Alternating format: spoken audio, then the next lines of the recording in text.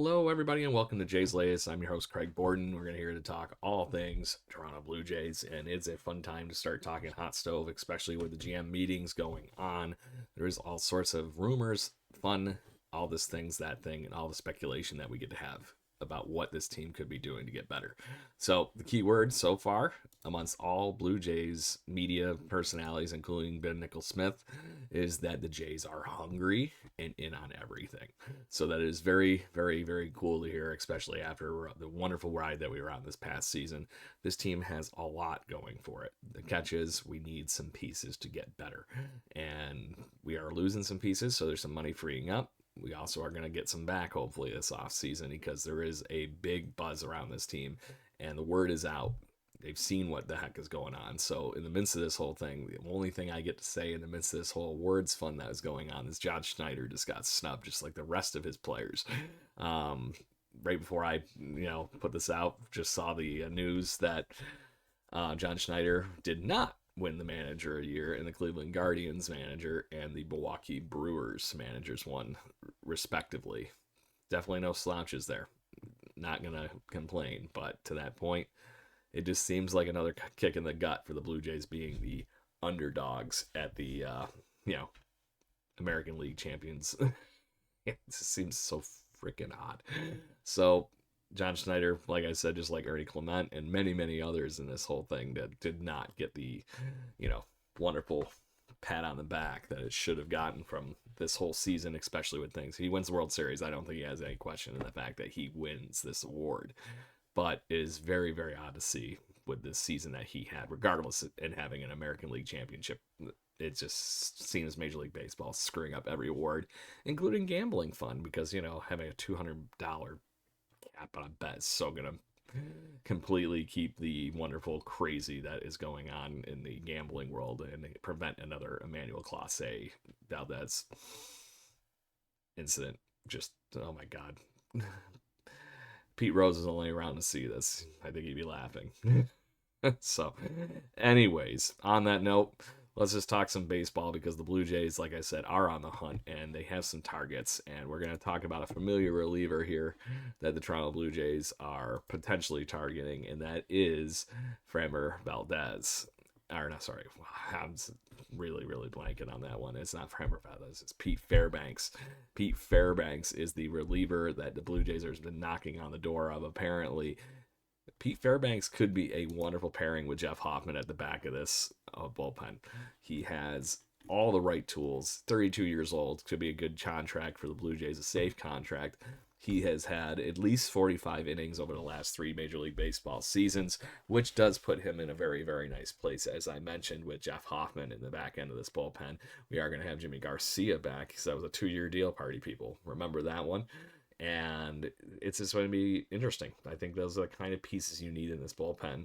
And Fairbanks has been very good, and he has been a closer at times as well. Collectively picking up, I had it in front of me a second ago.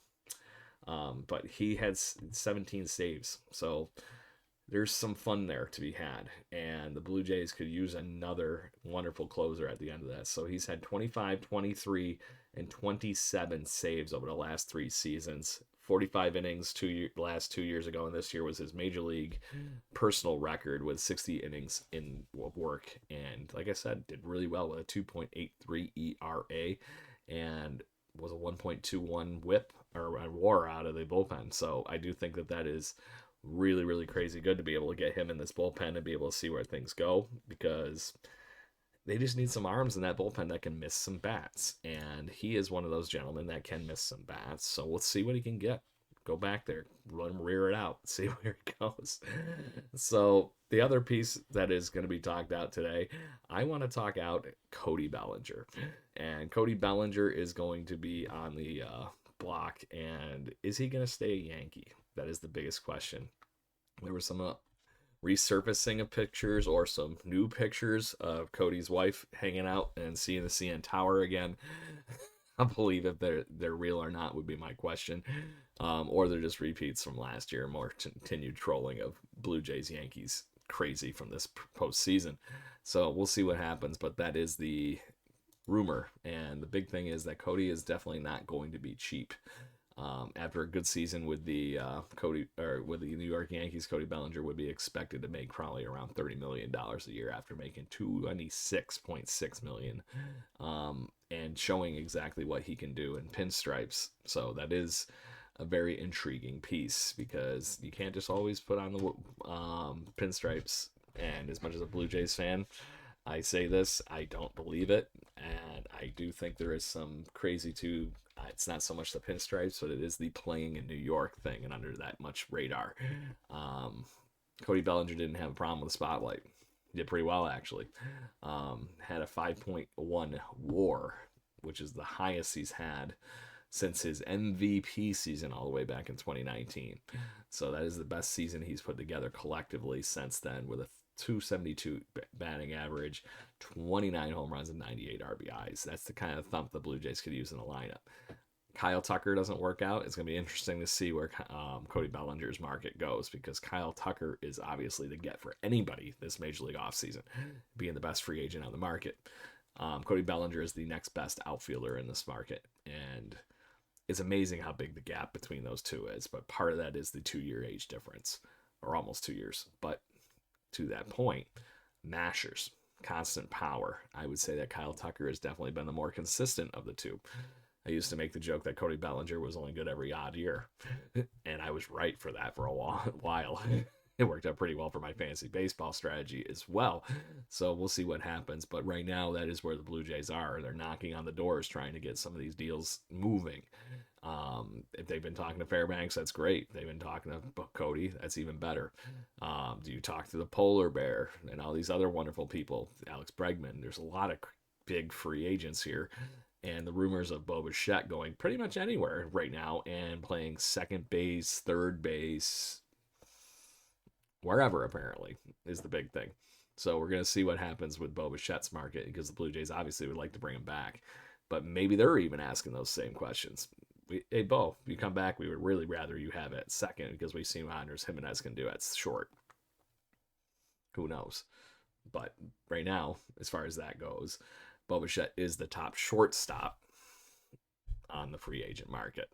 So let's see what happens. We're going to hopefully get him back in Blue Jay Blue. If not, there's plenty of amazing pieces that this Blue Jays team could pop into this lineup and make up that production, and some, depending on what's going on. Obviously, praying to the baseball gods would be bring Bo Bichette back at whatever the cost, and bring somebody like Kyle Tucker back, and just blow this thing right into the World Series, because that lineup would be insane. Cody Bellinger would be great. Getting a high-end back bullpen guy like Fairbanks is also going to be very helpful. And those things go a long way. And that's what this Blue Jay team needs to do. Retool, get better, and then run it back to the World Series. And this time, take that thing home. So make sure you hit those like, share, subscribe, Blue Jays fans. We greatly appreciate you. And we will talk all things Blue Jays baseball here every morning. And we are going to have Rance Mulliniks, Blue Jays great, tomorrow evening, Wednesday, 11/12, at 7 p.m. Eastern. He's going to be on my other podcast, Jaybird Watching Podcast. Make sure you have those questions ready, because we will be live with Rance Mulliniks, just like we are live every show for that one. So tune in, have those questions ready, and get those comments. Also hit those comments down here. Greatly appreciate you. I'll talk soon. Go Blue Jays.